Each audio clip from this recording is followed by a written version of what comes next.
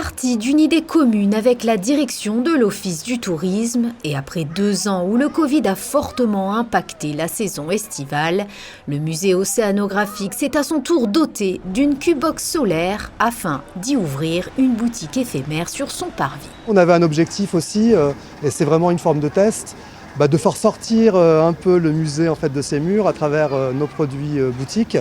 Et comme on a en plus une actualité assez forte avec Mission Polaire qui est notre nouvelle exposition, c'était aussi le moyen de créer un événement et donc du coup d'aller à la rencontre de nos publics, mais aussi des visiteurs qui ne visitent pas le musée, parce que c'est complètement conforme avec nos objectifs et la mission même de l'Institut, c'est d'avoir une installation qui soit conforme en termes de développement durable. Ces kiosques s'inscrivent dans une lignée de durabilité parfaitement cohérente avec la stratégie que souhaite mener le gouvernement princier.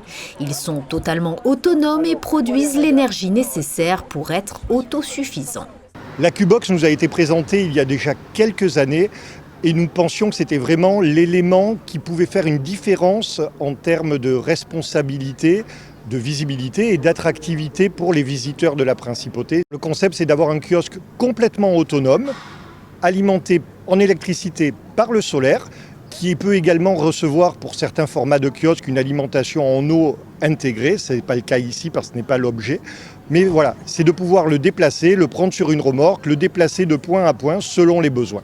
Les 2 kiosques resteront ouverts juillet et août. Le lieu choisi sur le parvis du musée océanographique à Monacoville est stratégique en raison de la forte affluence.